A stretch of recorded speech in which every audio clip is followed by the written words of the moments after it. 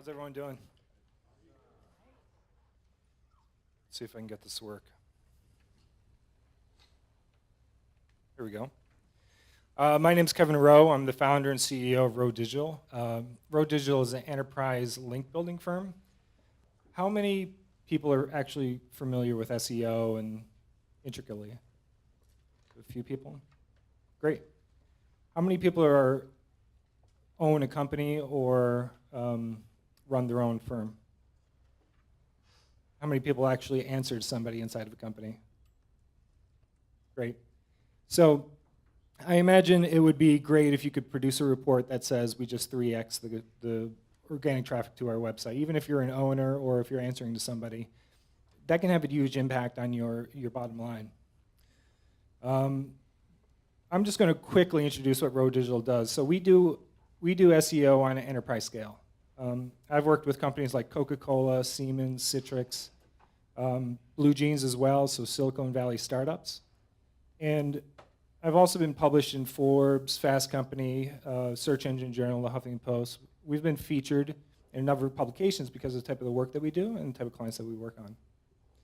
But I'm not here to talk about my company. I'm more interested in you being able to take away how you can actually 3x your traffic. This is something you can actually do. And I'm going to give a brief case study about how we went about doing it.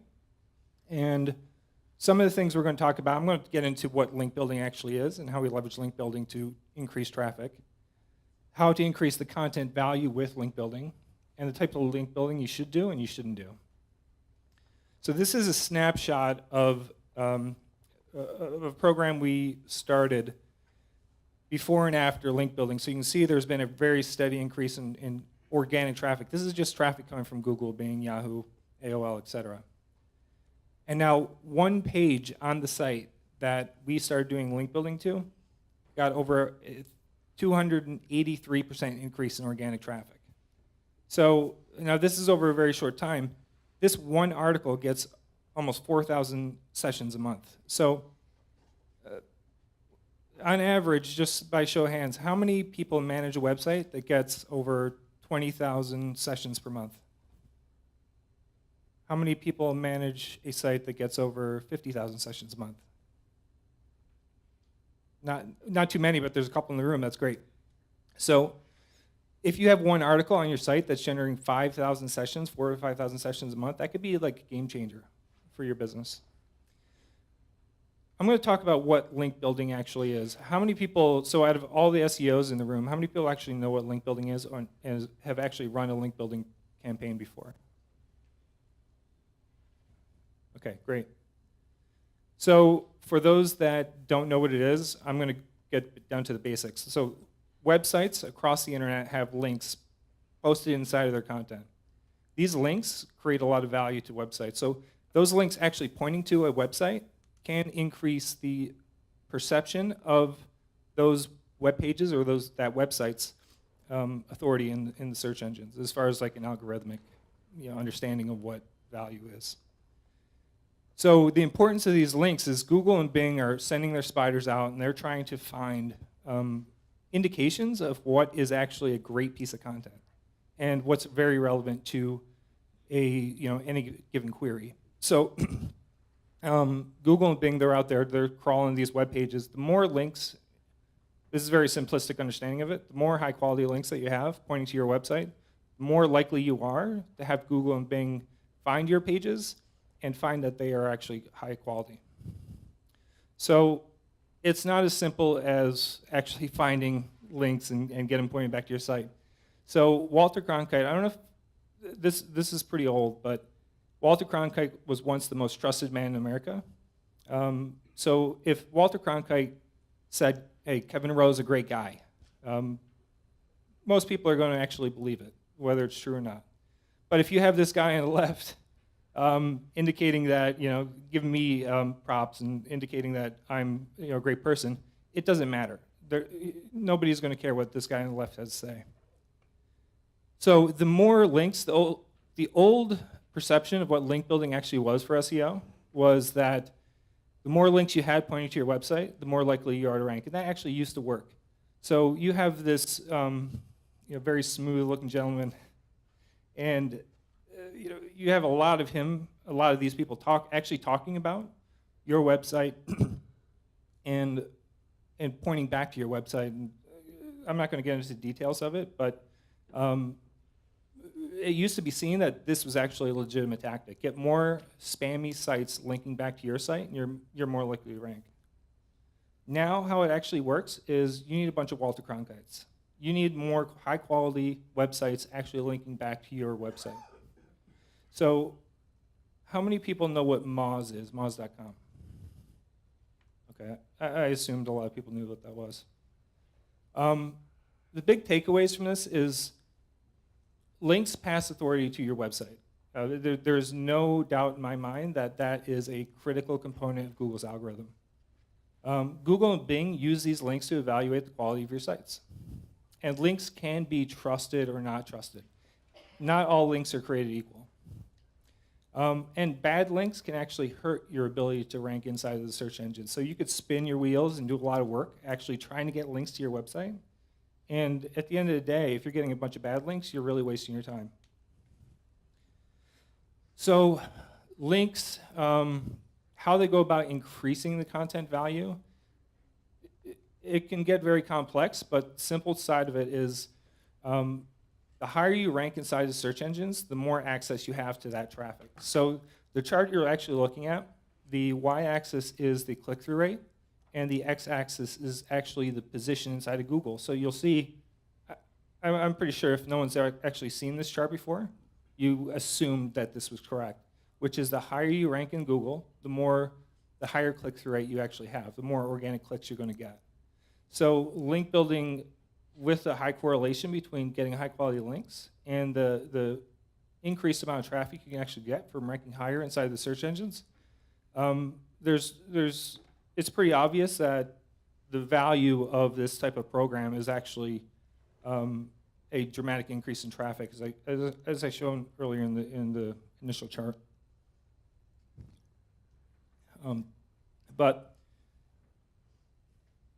So this is debatable. There's going to be a lot of people that think this is very controversial, but what you're looking at right here is a pie chart that indicates the impact that the impact of content versus link building and what that actually has on your impact on your ability to rank inside the search engine. So based on what I've seen, and a lot of data supports this, link building makes up 70%, if not more, of your site's ability to rank in the search engines. Again, I'm going to reiterate this chart. This 283% increase to traffic to one article was a result of generating about, I think there was like 5 to 8 links to one specific page. And these aren't, again, they're not these spammy links that you would, traditionally, maybe like 5, 10 years ago, actually thought were good links. These are Walter Cronkites. So the 30%, I know there's been some like really great lessons here on keyword research and how that gets integrated into your content. I'm not going to beat this horse, but essentially you want high volume keywords at low competition. So that 30% really comes from identifying great keywords and then integrating those inside of your content very well. Now, here's a trick that I've used in the past. This is something you can actually act on, and get some results right away. So I would look at, after I identified the keyword that had high search volume and low competition, I would usually go into the search engines and actually see what type of content's ranking for those keywords. And then I would actually create content that is better than that content. So this is something that you can go out and get links from because you already know that content is better than all the other stuff that's ranking. No, this isn't revolutionary, but this actually has a huge impact on your ability to get this content ranked and get links to that content. So again, I'm gonna reiterate one more time that Google's out there trying to find these links. If you can't get links to a piece of content, they're going to assume that this content is not of high quality or high value. So what you're going to want to do, again, the Walter Cronkites out there, now this might be something like a link from Fast Company, possibly a link from Forbes, but those are actually like, reducing in quality. What you're going to use to identify these Walter Cronkites is a metric called domain authority from Moz.com. Moz.com, it's almost a standard in link building to use this tool in order to identify the types of sites you want to get links from. So domain authority is a metric that highly correlates with a site's rankings, and this also is completely built off of your link profile. So the types of links that you actually have linking to your website. There are a lot of other metrics inside of Moz, but if you're going to go after a website, I would recommend finding something with a domain authority that's greater than 25. So if you're finding links from websites, you're getting a large amount of links from from websites that have a domain authority below 25, there's a good chance that you're wasting your time. So the goal is to maximize the amount of traffic that you can get from increasing your ranking. And again, if you're in position 1 in Google, on average, people are seeing like a 30% click-through rate. So if you have one keyword that gets 100,000 searches a month, if you're ranked in position 1 for that keyword, you're getting roughly, you have access to about 30% of that traffic. I know that might seem like it's unrealistic, but if you do a great job at developing out your domain authority, it's very realistic. So links are, again, a critical component to this content.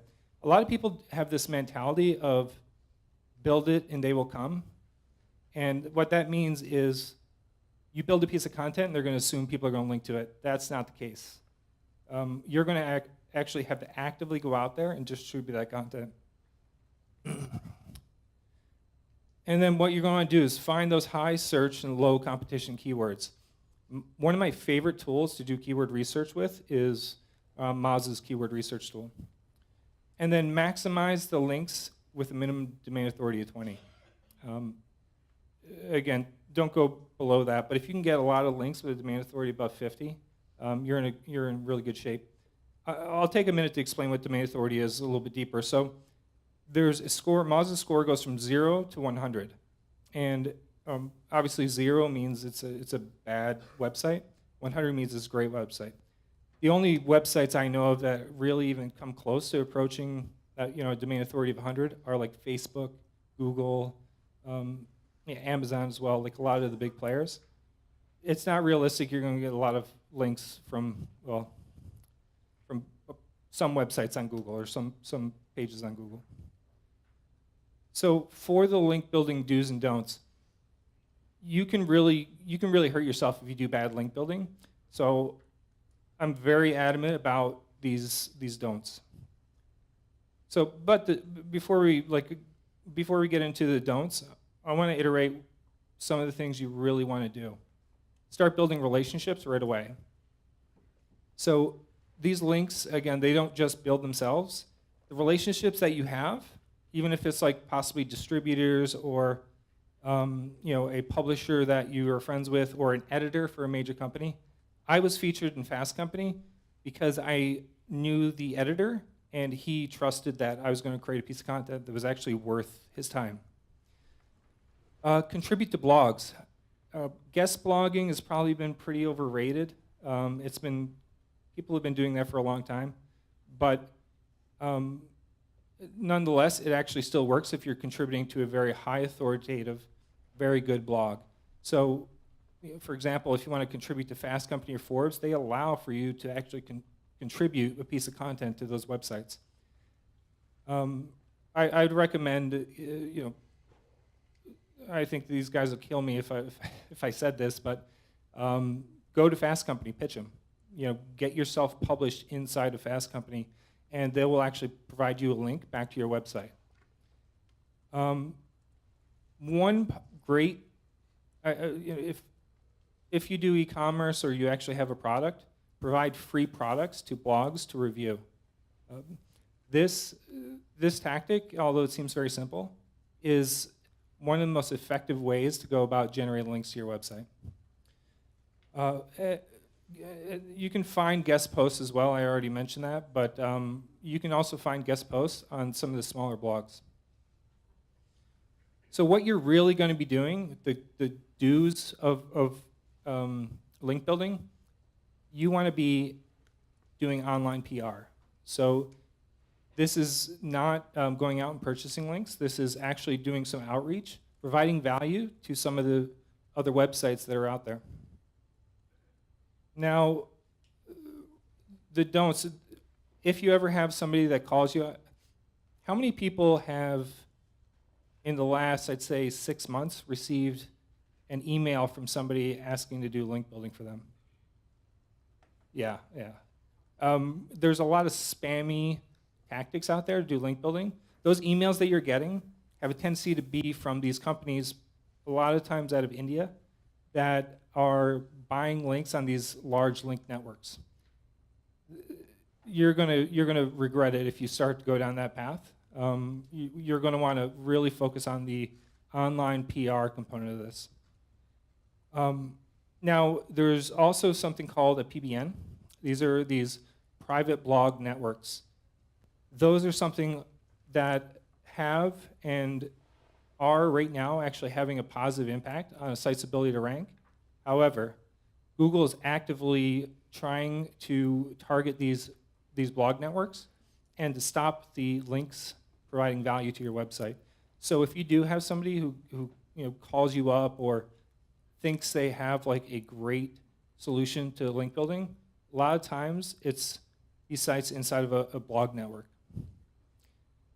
And a few years ago, 5 to 10 years ago now, comment linking used to be the way that everybody would go about getting links because it's very easy. So you'd go in, you'd make a comment on a blog, and then from that blog, you'd put a link inside of your comment.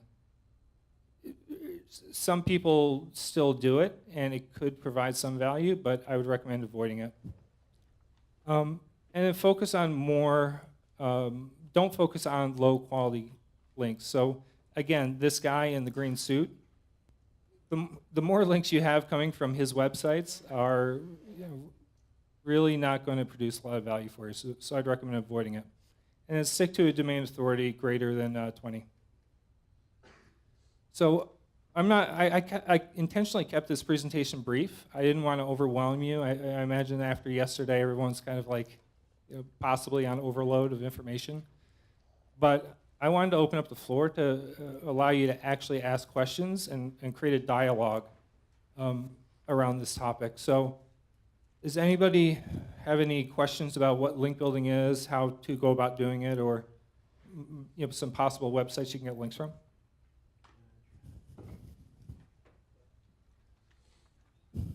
No, great. Yes.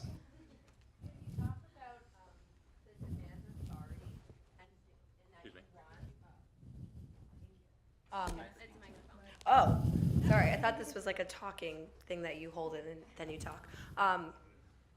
You said to look for websites with a strong demand authority. How do you find out what that is or what that number is? Moz.com actually publishes that number. What's the site? Moz.com, M-O-Z.com. So that's a proprietary metric that they use to evaluate a site's value. And it's all based on links.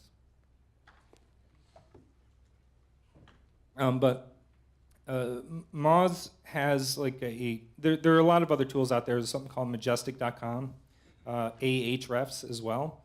Those are all link analysis tools that give you the ability to analyze the type of links that are pointing to a website or even your own website. If you actually haven't looked at the links that are pointing to your website, I'd recommend at least get a glance at it, familiarize yourself with it, because some companies I've seen, they actually lose links over time, and Majestic.com will tell you the types of links you've had before and the ones you've lost. Yeah. I don't know if you can hear me. We have a high-end executive health program, and We have a high-end executive health program, and we've hired 2 vendors to push down negative reviews that came from disgruntled physicians that used to work for us. We can't seem to ever get that to work. What's the most like if you had to pick one thing to do, what's the most effective way to push down a negative review that keeps popping up from like 8 years ago? Yeah. So there is no silver bullet for that. But what you can do is go out there, find other more authoritative people or sites to actually write a piece of content. And, well, so you're talking about what's called online reputation management. I did this for Coca-Cola, not in a negative way, but they wanted to spread more positive information and a realistic understanding of what aspartame was. And there's a huge amount of misinformation out there. The idea was that you, in that specific scenario, you go out there, you find really authoritative people that have very authoritative sites and use the domain authority metric and have them write an article about your website. There's a good chance that that's going to get ranked. You may also want to consider creating a Wikipedia page. So we're getting outside of link building with this topic, but a Wikipedia page, if you create it about your brand, it's very likely that that's going to rank really quickly for your name. So you're going to start to push down a lot of that content as a result of doing that. But don't focus on producing content for your own website. Focus on producing content for other more authoritative websites. Again, get out there and get published on Fast Company. If you're a CEO or you have a great story about leadership, you can. Rich Bells is the editor's name. Again, he's probably going to kill me for saying this, but reach out to him and pitch him on an idea, and you might be able to get something written about your company that way. Thank you. Did you say FAST, F-A-S-T? Fast Company. Okay. Yeah. Thank you. Yep.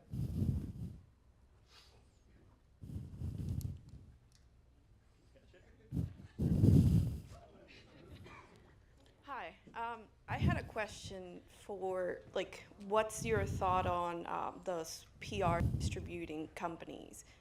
Is that, because I know it can be considered duplicate content, would you just suggest to stop doing that and reaching out to the actual, I don't know, like Yahoo Finance or anything like that?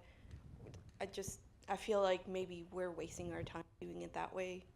So I just wanted to know your thoughts. So you're using a tool like PR Web I think or it's like 123 Newswire? pressrelease.com Yeah. or something like that. So that one you just mentioned, I think, is a free one. Yeah. Excuse me? We pay for. Okay. this I think there's like a paid version of that. So from a standpoint of getting links, it provides zero value. From the standpoint of trying to get out there and get a specific concept shared, it has some value. You're better off identifying the high value publications in your industry and actually building a relationship with the editors of those publications.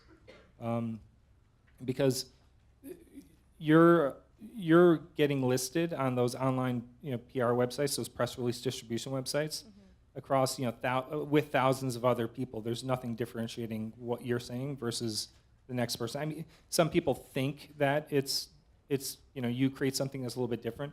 The reality is, if you're an editor combing through that information, you'll never. There's a very slim chance that you're actually going to get your piece of content found. So, again, I'd recommend finding the actual trade publications in your industry and building a relationship with the specific writers or editors of that publication. You're gonna have a lot better results. For example, like the Fast Company article that I published, it wasn't even about SEO or link building. It was actually about how to create a startup in the middle of nowhere. So, I created this company literally, basically in the middle of nowhere, and started to get contracts from these larger brands. So I just thought that was interesting. Went out there, published an article on Fast Company about that concept. As a result, I think I got 600 sessions to my website. I got companies like Mercedes, Oracle, coming to my website as a result of doing something like that. So I would recommend like more one-to-one relationship building. Thank you. Who else? Over here? Can I pass it to you? Pass it, because I can't. My CEO recently published a book, so we are on Amazon as a result. But I'm wondering if you have any advice about how we can use that, since what you're saying about Amazon having a high DA, and is there anything in particular I should be doing to ensure that it gets more notice? Sure. Use a tool called GroupHigh. You can use that, or a tool called BuzzStream. What was the first one? GroupHigh. Hi. And it's a content discovery platform. And then you'll leverage that to identify a lot of blogs that possibly talk about the specific topic that your CEO wrote about in that book. And then just, all I would do is, it's simple, straightforward. Reach out to those people on side of, that you identify in GroupHigh or BuzzSumo, and you know, share that book with them. You could probably be strategic about it. I definitely recommend making sure it ties into what their audience is interested in, and it's some one-on-one stuff. But try that. I would try that to distribute that book. However, I would have I don't know if your goal is to get more sales of that book. No. Well, you might want to just list that book on your website and then get links back to your website as a result of distributing that book. You're going to get a lot more value as a result of that. Okay. All right. Great. Thank you. Great job, Tim.